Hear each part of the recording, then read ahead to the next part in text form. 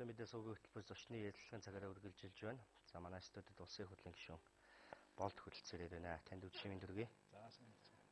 Тэгэхээр хоёулаа ярилцлага олон нийтийн анхаарал татаад байгаа нэгэн сэдвээр эхлэе гэж бодож байна.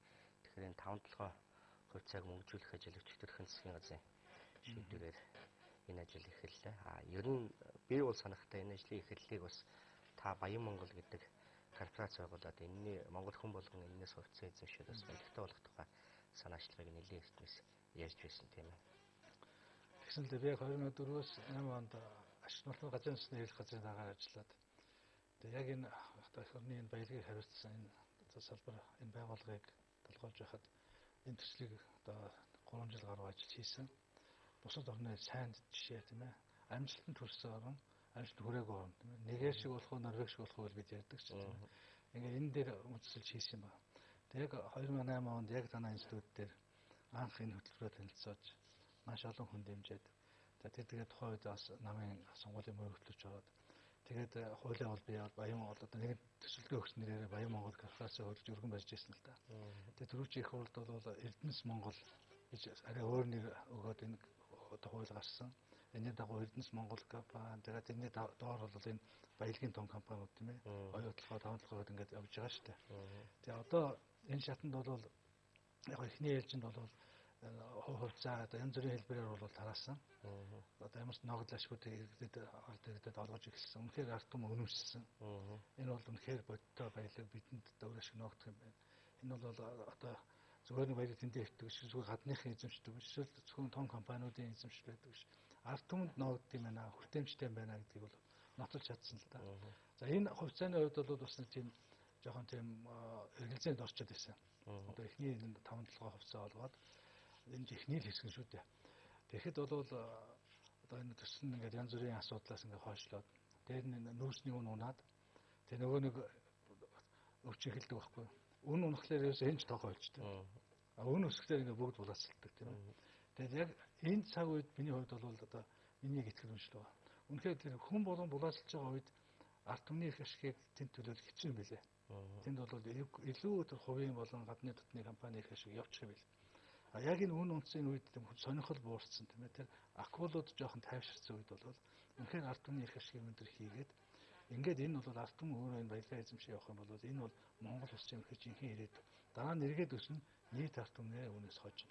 Тэгээ энэ дээр бол одоо сүүлийн үед нөгөө төсөл нь яваагүй байсан учраас энэ юу хувьцаа юу цаасуу гэх тийм ээ. Маш их хэрэгэлзээ гарлаа. За тийм цуурхал гарлаа шүү дээ. Одоо тал үнээр нь 200-300 мянгаар хувьцаа гэж авчиж яхад одоо шинэ хүмүүс өдөр шөнөгүй хөөцөлтөө очирлаа тийм ээ. Өөрөлд энэс салын одоо тэр муу энэ PR тийм ээ сурталчилгаанд автсан хүмүүс байна. Тэгэхээр энэ дээр бол засгийн газраас бол маш зур шийдвэр гаргаж байгаа. Үгүй тийм хүмүүс тэнд очиж хувьцаагаа тийм ээ тэр үн цэнтэй хувьцаагаа тийм одоо бага үнээр өгж байгаа. Тэр хэмжээний үнээр чинь хамаагүй 30% хувьцааг чинь авъя.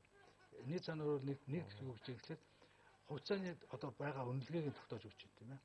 Энийг өөр хинч хизээж авлаа гэсэн энэс доошоо бол орохгүй. Энэс энэ доод үнээр бол засгийн газарч авахд бэлэн байна. Энэ баталгаа өгч байгаа байхгүй. Хоёрдугаарт нь бол иргэд өөрийнхөө энэ баялагдаа жинхэнэ итгэлэнд юу болж тийм ээ. Энэ үнэхээр би баялаг юм байна. Энэ өнөөдөр бол сая төгрөгөөр үнэлэгдэх энэ зөвхөн цаас биш. Миний хувьд энэ том өмч юм байна гэдгийг ойлгож байгаа байхгүй. За өчигдөр гарсан засгийн газрын шийдвэртэй холбогдуулаад та бас жоохон нэмэлт тайлбар өгөөч. За хүмүүс бол ингээд за яг сонгуулийн өмнө энэ гэдэг тийм байдлаар нэгдүгээр тандж байна. За хоёрдугаар хувьцаагаа эзэмшижээвэл уг нь үн өсөөд эндээ эзэмшилтэй бол ногдол ашиг энэ төргээд ард түмэнд ашигтай гэдэг. Зүгээр сонгуулийн өмнө заавал ингэж худалдаж явах гэдэг юм уу ийм акц хийж байгаа нь ямар учиртай бол гэдэг. Тэр сонгуулийн өмнө акц болгочлоо л доо. Яг ингээд ийм хөтөлбөр залангууд үздэг. Наадхан зүгээр сая төгрөгөөр одоо бэлэн мөнгө тараалт болгох юм хөө улс төр хийгээд ирж шүү дээ. Зарим нь улс төрч. Инглээр юм чинь буруу байгаа. Энд чинь бол ерөөсөө баг 7-8 дахь чинь яг энэ тийм 8 оноос анх тийм ээ энийг дэвшүүлээд хуулийн өргөн бариад хэрэгжүүлээд явж байгаа чинь их хурлын ч засгийн газар дээр чинь маш олон шийд. Би одоо 2 засгийн газарт ажиллаж байсан. Маш олон энэ хуулиуд тогтоолууд энэ шийдвэрүүд дээр бол ажиллаж тийм энэ чинь анх удаага ч биш тийм ээ. Ерөөсөө энэ ингээд ийм тодорхой хэмжээний мөнгөжүүлэхнүүд бол янз бүрийн хэлбэрээр бол урд нь бол явсан. Тэгэхээр энэ ерөөсөө гайхах юм байхгүй. Хоёрд бол яг энэ цаг үед өнөөдөр ингээд сонгуул эхлэхийн өмнө энийг хийхгүй бол зүгээр улс төр болох гэдэг шүү дээ. Зүгээр энэ бүр тийм ээ үнгүүдүүлж одоо нэг бид нар газрын асуудал тавихад Харуулгын нэг тэнд ярамгийн талбай дээр нэг баахан хүмүүс өчигдөр өгөөд тийм ээ. Тэнд газар өгч юм хотлоо бүтгэж тийм ээ. Сая одоо маш олон иргэдэг наад хуцаарч ерөөсө хямдхан авчий тийм ээ. Ийм мэтэр одоо ийм сонгуулийн улс төр ороод ийм одоо олон жил тийм ээ 7 8 жил хийж байгаа энэ чухал хөтөлбөр, энэ чухал төсөл, энэ чухал иргэдийн эрх ашигыг багтаасан тэднийг төлөөлж байгаа энэ чухал төр засгийн арга хэмжээг бүрхэгдүүлээд буруу замаар явуулчих гэдэг өнөөдөр энэгээр бол хааж байгаа. Сонгуул бол тэтгэдэггүй тустай. Энэ шинэ амлалт биш тийм ээ, шинэ арга хэмжээ биш тийм ээ, гинти юм биш. Цаг үеийн шаардлагаар иргэдийн хүсэлтээр иргэдлээс үнэхээр тавигдж байгаа нөхцөл байдалд өнөөдөр засгийн газрыг угаасаа үүргэн тэр тийм ээ. Алхмад хийгээд засгийн газрынхаа өнөө шийдвэр гаргаад явах хэрэгтэй. Тийм шийдвэр гарсан гэж ойлгох хэрэгтэй. Улсад мөнгө бий юу? Энэ би бол бодож байна. Энд бол үгдийн за үнэхээр хувьцаа болгоны одоо сая төгрөгөөр гэрнэ тудлаа явал энэ бол аюултай тийм ээ. Тийм мөнгө нэг байхгүй. Тэр бол одоо Баабар хэлж штэ 8 онд бол дөнгөж олсон жоохон мөнгөө тараасан тийм ээ. Дараа нь бол 12 онд зээлээ тараацсан тийм ээ. Одоо бол бүр байхгүй мөнгөө тараах. Тэгэхээр тийм хариуцлагагүй улс төрийн хүчин байж болохгүй. Харин үнэхээр одоо тэр гудамжинд ойшрлоод байгаа тийм ээ. Ядч энээсээ нэг бага хэмжээний нэг хэсгийн тийм ээ зараад энэ хувьцаанаас зараад өнөөдөр өөртөө хэрэгтэй байгаа тэр одоо санхүүгийн хүсэл бүрдүүлэх гэж байгаа цөөхөн хүн байгаа. Бид энэ олон хүн болохгүй байх чинь. Яг л энэ арга хэмжээ хэрэгж эхлэнгүүд энэ хувьцааны үн шууд доод үн тогтоож байгаа учраас цаашдаа бол энэ чинь бол жинхэнэ айлын сейфэнд орох байхгүй тийм ээ. Ингээд ирэхдээ бол энэ чинь энэ арт түмэн гэж өнөөгөө өдрөө амьдрахаа болцсон шүү дээ. Дийлэн хүн бол энэ хувьцаагаа жинхэнэ үн цэнээр нь дараа нь зарнаа. Эсвэл би ер нь байнга байлгаж өөр хүүхдэд өвлүүлнэ гэдэг юм. Тэр өөр шийдвэр явах байх. Үнэхээр ингээд сандраад одоо өнөө маргаашгүй доор зүрийн мөнгөөр тарах тариагаа солих гээд байгаа тэр иргэдийн хувьд бол цөөн тооны иргэдийн хувьд бол энэ болцоог засаг олж шүү дээ. Ингээд хэрэгжээд яв. Энд бол ямар ч та өөр асуудал гарахгүй гэж үзэж байна. Саяхан бас хүмүүс ингэж хасцуулж байна л да. Швейцарууд нөгөө нэг бас нэг баялагын хувь хэмжээ тараах гэсэн арддэгдийнх нь 80 гаруй хувь татгалцсан гэдэг. Та сая бас Норвегийн жишээч явлаа. Норвегиуд бол бас л одоо юу гэдэг шинэ оны бүксэн дээр ногдол ашиг гээд иргэн болгондоо баялагынхаа хувь хэмжээнээс хувь зээл компани ашиг тараадаг шиг тэгж тараадаг шүү дээ тийм ээ. Яг ийм зарчмаар л уг нь анханасаа Баян Монгол корпорацийн зарчим бол тэгж яригдчихсэн шүү дээ. Яг ийм зарчмаар бид бол өмчлөл, хувьцаа, эзэмшил тийм ээ. Урт хугацаанд зөвхөн энэгээр амьдрах амжиргааны их усэр биш. Нэмэлт их усэр. Яг одоо Норвегийн зарчмаар бид энэ одоо энэ Баян Монгол, Эрдэнэс Монгол төсөл чинь ингэж явж байгаа байхгүй. Энийг бол ингээд яг ингээд баруун солгоогүй тийм ингээд мөнгөөр сольдог, мөнгө тараадаг ийм болгочихлоо чинь. Энэ чинь өөрөө стад тэр нэгээгийнх нь шиг болчиход байгаа байхгүй. Зүгээр ингээд нэг тийм бэлэн мөнгө тараагаад тэгээд арт түмэн дампуурдаг тийм ээ. Одоо олон орн тэгж дампуурлаа шүү дээ. Тэгээд тийм рүү бол үнэхээр явж болохгүй. Энэ ялгааг өнөөдөр манай сонгогчд бол ойлгосон байна. Сая төгрөгөөр үнэлэгдэх хувьцаа өгнө гэдэг 2000 онд одоо дэвшүүлэхэд эн чинь энэ би хувьцаа авах юм байна. Тэр нь олон сая төгрөгийн үнэтэй байх юм байна.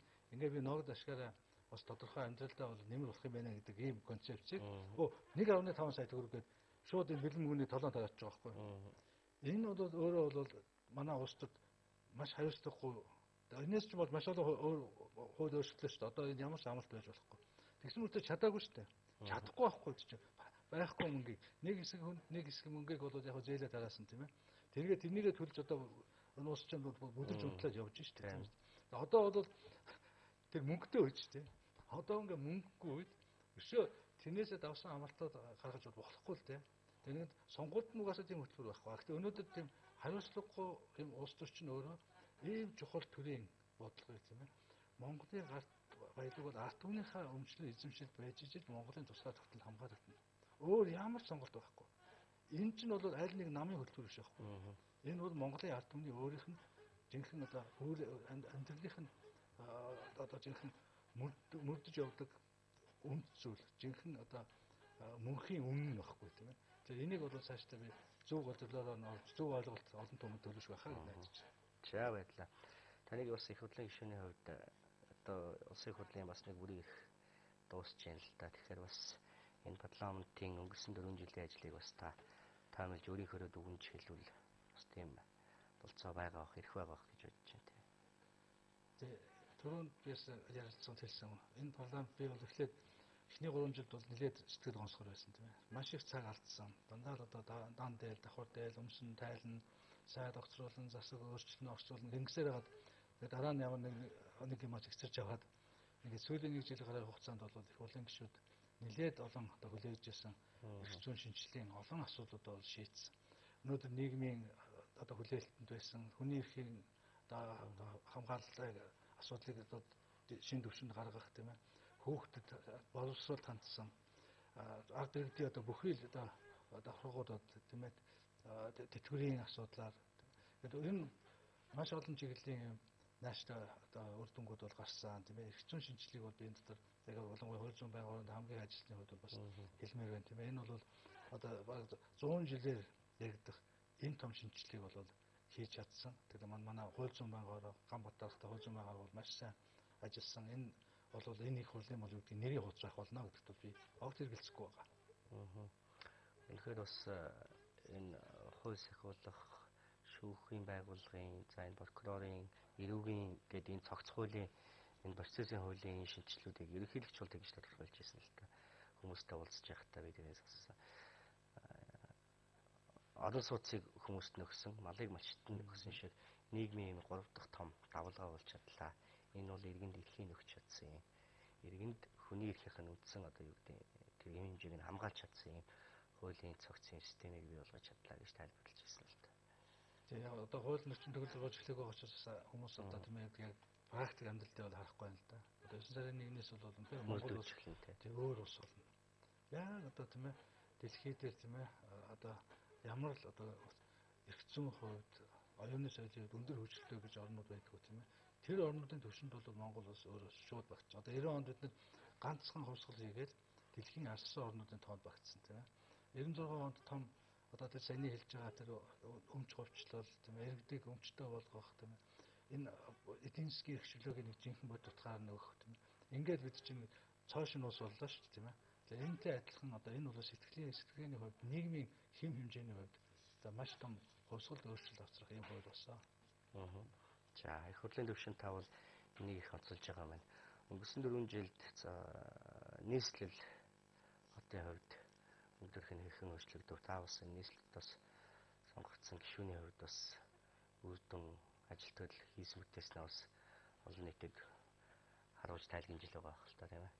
Тэгээ хамгийн амархан жишээ хэлэхэд 5 жилийн өмнө сансрын 30 жилийн өмнө би улсын комиссийн дараа байсан. Тэгээ сансрын Таван Баатар ирээд тийм ээ. Женебеф одоо тэгээд бусдууд тэгээд тухайн үед би комиссийн дараа ингээд Улаанбаатар хотод танилцуулаад тэгээд одоо маш олон баяр хөслөлт хийсэн л дээ. Тэгээ сая 5 жилийн дараа бас сансрын баатрууд 35 жилийн ойгоор ирсэн. Тэгээд тэд нартэй Орсын элчин дээр уулзаад ингээд хуучнаад урсаад ингээд ярьсан чинь нөгөөдөл бүгд нүднээрээ дээр гарцсан. Гэхдээ 5 жилийн өмнө ирсэн бид Улаанбаатар хотыг эргээ таньсангүй шүү дээ тий.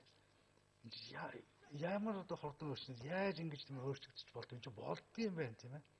Одоо Оросд ч бол ер нь тийм шүү дээ тийм ээ. Москва Ленинград тэр том өөрчлөлт явахаас ер нь тэгээд цаанаа бол одоо хотуудын хөгжил бол бас нэлээд хоцрогдоод байгаа шүү. Яг бол нөгөө том бидний шийдчихэд байгаа үндсэн том суур асуудлуудаа шийд амжаагүй байгаа учраас тийм ээ. Тэгээд тэд бол үнэхээр энэ бол одоо үнэхээр том жишээ байна гэх тийм ээ. Үнэхээр манай нийслэл бол одоо би одоо Батланбаахын сайд, гадаад харилцааны сайд гэдэг олон зарчим аавна гадны тийм ээ. Санаа зовдөг байсан шүү тийм ээ. Онсноос буудаас буугаад хот руу ороход ер нь тэгэл том хараал тийм ээ.